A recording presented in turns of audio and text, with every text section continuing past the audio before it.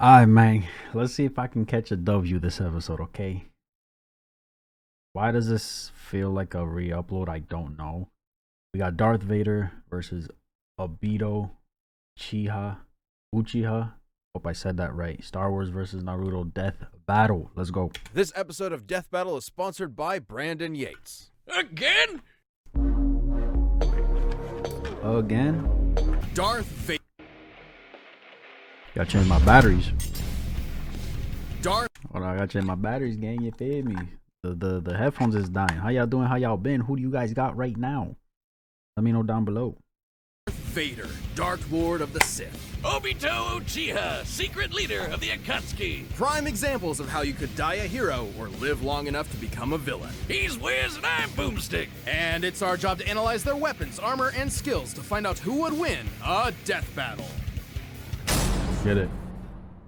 See what's A happening. long time ago, in a galaxy far, far away, the Iron Fist of the Galactic Empire ruled everything.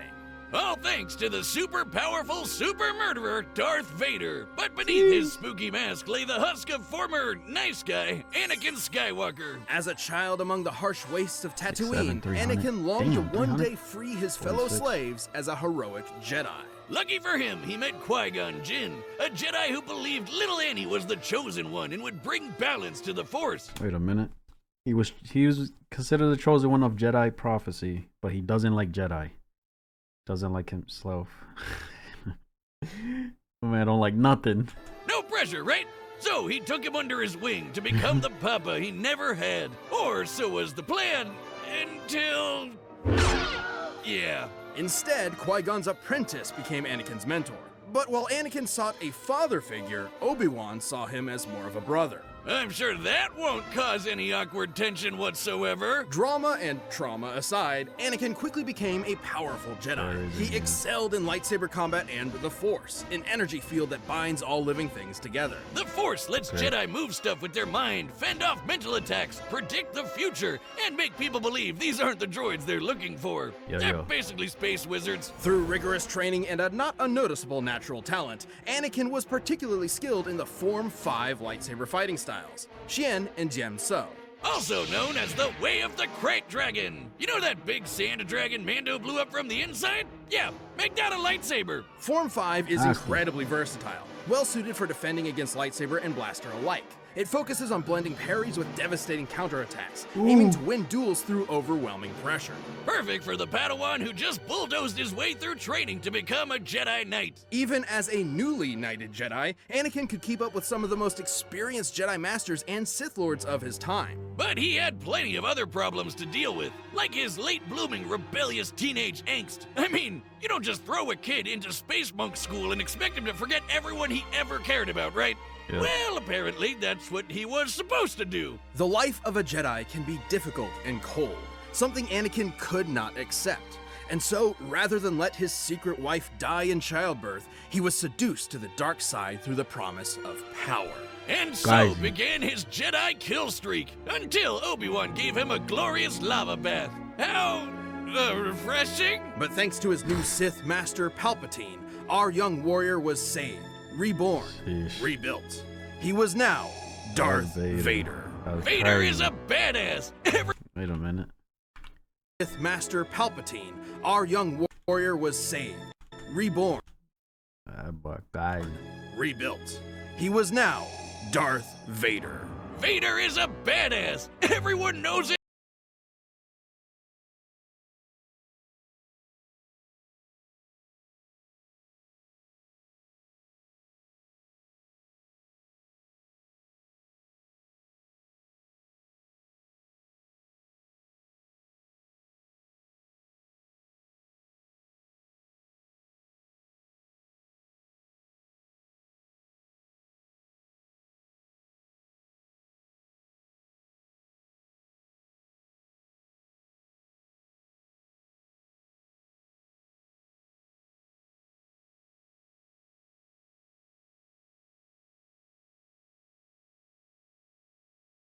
taking a fight, bye. What you want? Wait for someone with burnt up lungs. And it was so heavy and clunky that he could barely walk, sometimes even resorting to moving himself with the Force. Oh man, I knew Palpy was evil, but I never knew he was such a dick. Well, despite Damn. these issues, the armor fulfilled its true purpose, crafting Darth Vader into the equivalent of a slasher movie villain commanding a galactic army. Nobody wants to mess with him. Thanks to the dark side of the Force, he can make maelstroms that blast everything away, form barriers that shield from all sorts of attacks, and choke anything that's even a minor inconvenience. Hell, sometimes he skips straight to crushing your lungs. One time, a droid named I-5 tried to kill Vader with a laser stated to move 300,000 kilometers per second. That's light speed, and Vader easily blocked it. And for as much bullshit as Palpatine threw at him, Vader was tough enough and stubborn enough to push through it. Palpatine knew that Vader would eventually try to kill him and take over the Empire. It's how the Sith work. Picoseconds? Wait a minute. Luke Skywalker outsped Guri, who could process information within 6.1 picoseconds. Darth Vader should be just as capable. So speed ain't.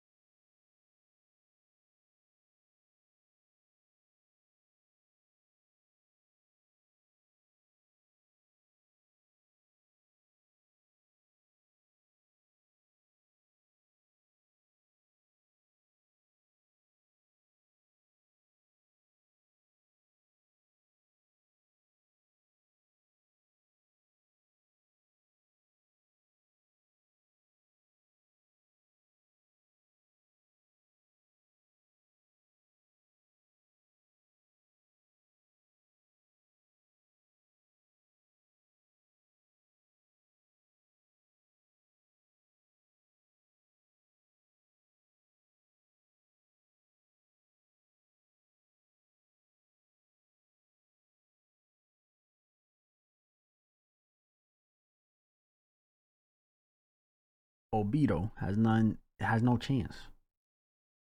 But then it's telling me, yes, he does. Ewoks material from the old Legends canon, a real deep cut, we know. Lesser dark side users like the Night Sister Shiral overpowered the Sun Star, an ancient artifact capable of shifting moons. A feat which would require energy worth over 12 septillion tons of TNT. That's 24 zeros. But if you want something more recent, here's a planet blowing up while Vader was on it, and he's fine. But thanks to both his incredible power and the mercy and trust of his secret son, Vader would eventually avenge the atrocities of Palpatine. Even more important, he finally saved someone he loved. Ultimately, Anakin Skywalker truly did bring balance to the Force. Okay. Hokage, the leader of the Hidden Leaf Village and their strongest ninja, respected and loved by all.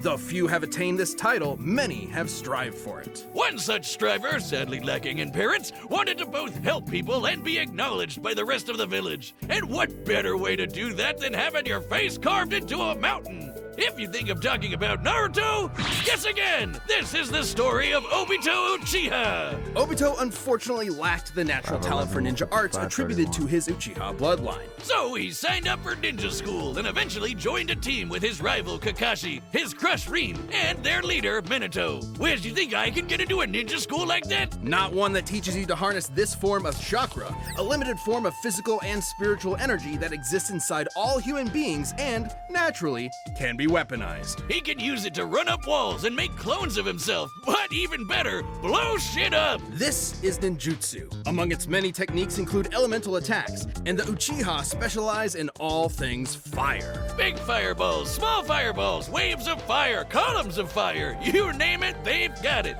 So when ninja... So fire. That has nothing to do with... That probably ain't gonna do much to Darth Vader then, because his suit. World War III came along, it totally made sense to get this fire ninja involved at the age of 11. Yikes! Well, lucky for Obito, he had one more secret weapon up his sleeve, eye socket. The Sharingan! The Sharingan grants extremely precise vision, allowing someone to see the flow of chakra, predict an enemy's attacks, cast a variety of genjutsu illusions, and even break out of said illusions. Okay. Okay. Too bad he didn't get to use the red eyes much. Like 10 minutes after he got the damn things, he got smushed under a big rock. What? Wait, they both have precognition, genjutsu resistance. That goes toe to toe with Darth Vader's suit, probably. Jutsu copying. Okay. Like 10 minutes after he got the damn things, he got smushed under a big rock. What a way to go! But since he wasn't expecting to use his super eyes anymore, he handed one off to Kakashi. And then he died. Damn. The end! Just kidding! Miraculously, Obito survived long enough to Where's be that? rescued by another Uchiha, the legendary Madara. Madara granted Obito a new body, regenerating the limbs he'd lost. You're probably thinking, oh, what a swell guy. Except he was not! Madara was brewing some plans for world domination and needed a pawn to carry them out. So he tricked Obito into watching Kakashi kill Rin, making him fall victim to the Uchiha's curse of hatred. Within the Damn. Uchiha clan, there exists an ideal of being extremely devoted to love. It has been speculated that if a particularly powerful Uchiha loses someone important to them, that love will be replaced with an all-consuming hatred. This is how Obito awakened his Mangekyo Sharingan. Or Red Eye 2.0, the Mangekyo gave him a new jutsu called Kamui. With it, he can suck his foes into another dimension and leave them there to die. He can even hide weapons in there until he needs them, like his gun by fan. But even better, he can phase through stuff. Well, not quite. Kamui gives Obito the power to move through objects in a manner that's similar to the common phasing superpower akin to the Flash or Kitty Pryde. In reality, it's much more complex, as Obito is actually teleporting parts of his body into the Kamui dimension whenever they overlap with other matter. See, there's his body part. So that means... Okay, so that's an advantage right there. Darth Vader can't have moments where he can't It's right there. touch him. Well, Pause. if it looks like a duck and talks like a duck, it's phasing. Heads up! Yeah!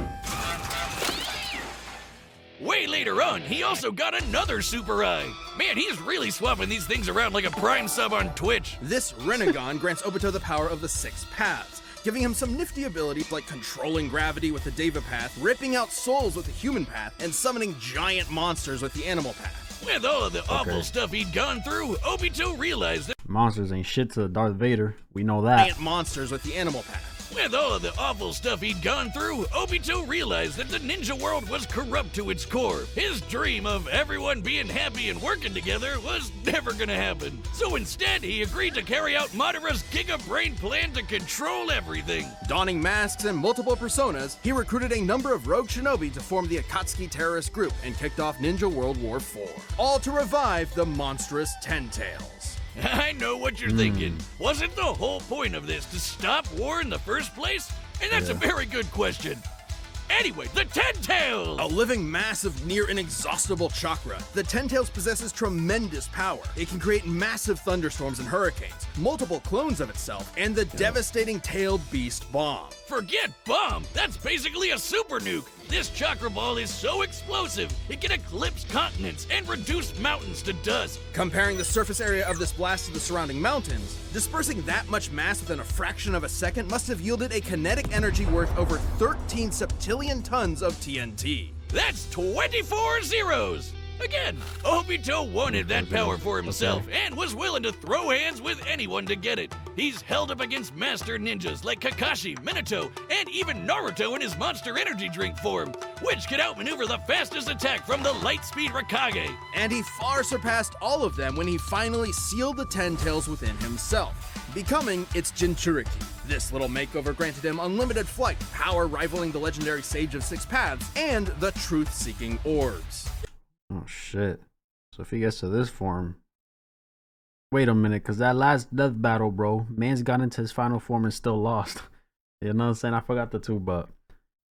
He better not lose if he gets into that. These special little bowling balls can shapeshift into any form the user wants, like a staff, giant arms, an umbrella thing, or this crazy spiral blade that apparently helped shape the whole world. Oh, holy shit, it's huge! The truth-seeking orbs can completely disintegrate anything they touch at both a molecular and spiritual level. Only those with the power of the Six Paths can resist their effects. Plus, with the Mangle monster in his system, Obito's regeneration got amped to the point where he can survive having half of his body control Alt-deleted away. All cards in his hand, he was ready for the final stages of the Giga Plan. He summoned the God Tree and prepared to launch the Infinite Tsukuyomi, a powerful illusion that would trap the entire world in a never-ending dream.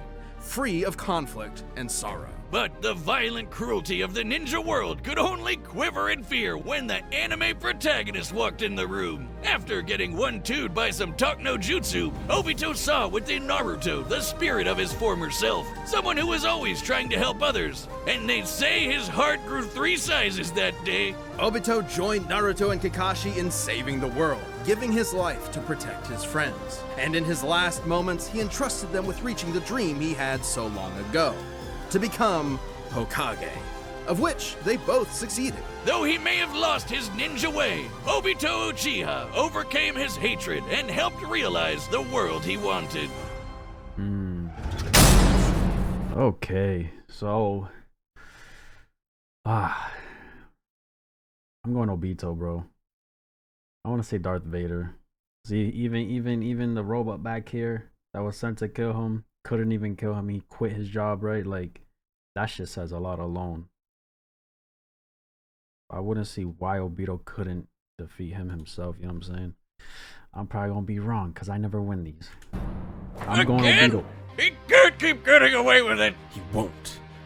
Actually, he will because we love him. This episode of Death Battle is sponsored by Brandon Yates. Dive into the thrilling world of versus music as Brando brings hypothetical matchups to life through his commissioned compositions. Brandon is one of the composers behind Death Battle, bringing the awesome tunes you love to rock out to. Hollow Dreams, Princes of Pride, Hedge of Tomorrow, some of our all-time greats. In fact, Is this a sponsorship y'all told me in one of my videos not to skip through? I got y'all. composed the track for this very episode. Please support Brandon's work and enjoy more of his music by subscribing to his channel and following him on Spotify. Have you ever had a matchup that you want to see on the show and you just wish you had the music track for it? Well, fans of Death Battle have been loving Brandon's hundreds of commissioned tracks for years. Everything from hard rock to jazzy to electronic to orchestral choirs. And because Brandon is literally one of the main composers of this show, every track he makes sounds straight out of Death Battle itself. Love the music from Death Battle? Then don't wait! Subscribe to Brandon Yates' YouTube and follow him on Spotify right away. Yo. Alright, the combatants are Let's set. get it. We've run the data through all Who y'all got? Comment down below. I'll give y'all a second. possibilities. It's time for a Death Battle! Come on, come on, come on. See what's happening. Oh yeah, and I shot. sense your fear, your anger, and a power. I will be taking it. That power will save this cursed world. You'll have to pry it from my cold, dead hands. Then you will die. What?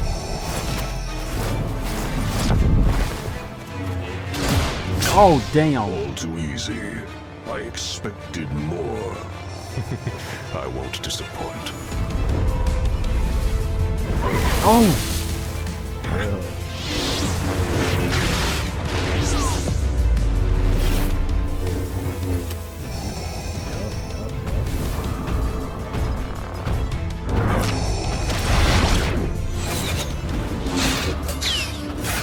Damn it.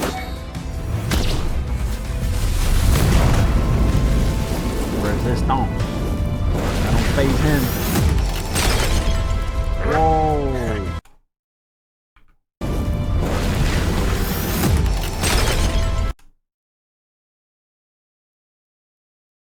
That is sick. Yo, that is tough.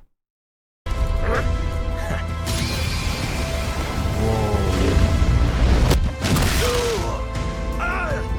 No.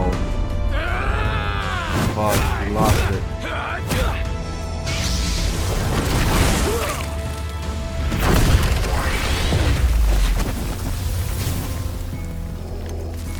Yo.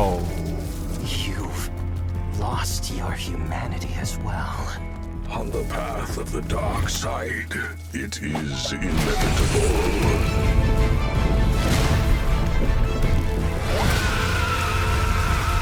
Impressive.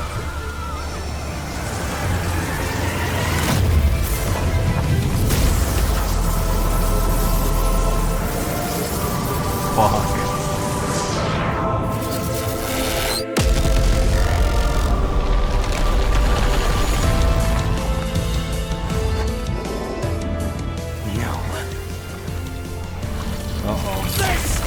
inevitable.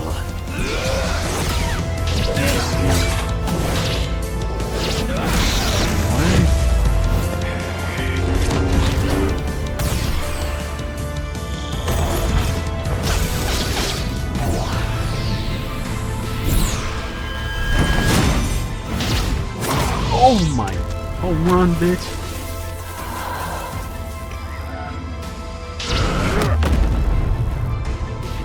Yo, these fucking edits, bro, are so clean. It's so dope. Accept this gift and die. Too late.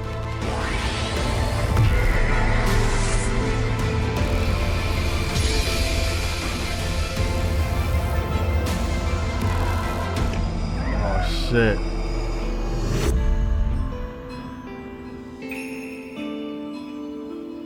Oh my god, this is fire.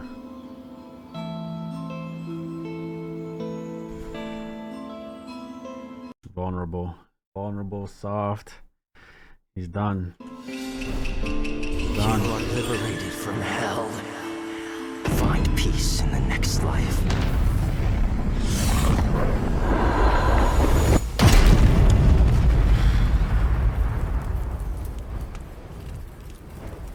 I won. Yay!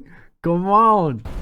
I got my little W. Bro, that was sick, bro. Fuck the winning. Bro, that was sick, bro. KO! Well, Vader may have been able to beat Obi-Wan, but he just couldn't handle Obi-2. This was a fairly complex matchup. Both Darth Vader and Obito were roughly even in power and speed, so it truly came down to their skill and arsenals. And boy, did they have some deep bags of tricks. Even some of the same tricks. Alright, Darth Vader could crush Obito's body and eyes, could match or counter most jutsu, superior precognition.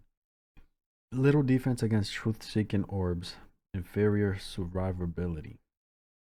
Obito Uchiha, more versatile powers and options, greater regeneration, survivability, multiple ways to bypass Vader's durability, greater mobility, area of effect, less combat experience. That's a fact. Damn. Both could fend off mental attacks. Both could move things around with their minds. And they both even had options to instantly kill each other. Vader could simply force crush Obito's body, but Obito could just as easily rip out Vader's soul. However, Obito had a few more impressive. But Obito could just as easily rip out Vader's soul. However, Obito had a. This was gas. Bro, this transition right here was gas. Few more impressive options available to him, edging out just enough to earn a win. Boy. For starters, Kamui made Obito extremely difficult just to touch, let alone injure. And as a Jinchuriki, he could regenerate from half of his body getting destroyed. While the dark side could help Vader survive extreme conditions, it obviously can't regrow limbs. Plus, thanks to his wide array of jutsu, Obito would eventually overwhelm Vader. While chakra may normally be a limited source of energy, unlike the Force, the Ten Tails provided Obito with an unlimited supply. And since chakra is both spiritual and physical energy, this means Obito would be able to fight on indefinitely. Last but That's not least, wild. Vader's preference for lightsaber combat means that he'd be up close and personal with Obito, right? Which left him vulnerable to getting disintegrated by one of the many truth-seeking orbs, or even worse, sucked up into the Kamui dimension. Yeah, don't forget about that. Not only would he have no way out, he probably wouldn't even be able to tap into the Force while stuck there. Game over. That's Have tough. fun Yeah, that ass game over, bro. It's raps. starving to death, I guess. Wonder how long you can feed on hate. Darth Vader may have had a tenacity that few others could match, but against Obito's similar might, busted regeneration, and overwhelming range of abilities, there was no escape. In the end, Vader's victory just wasn't meant to be. The winner is Obito Obi. Uchiha. W fucking yo W episode, bro. W fucking episode. This was tough. Didn't expect this matchup of all episodes to have a somewhat emotional ending. Yo, that too, bro. Just a little flashback Darth Vader was having and shit, bro. Insane. The storytelling in this fight is beautiful. Also, herbs. Vader made an appearance episode is golden. Wait. Oh, rap battle. Oh, I see.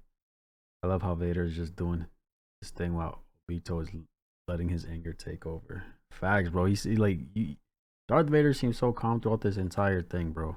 It wasn't until he started seeing these little flashbacks and reminders, you feel me? That's crazy. That's crazy. We got a dub. You feel me? Let me know what you guys thought. That's my reaction. If you enjoyed this video, like, subscribe if you haven't. I'm out.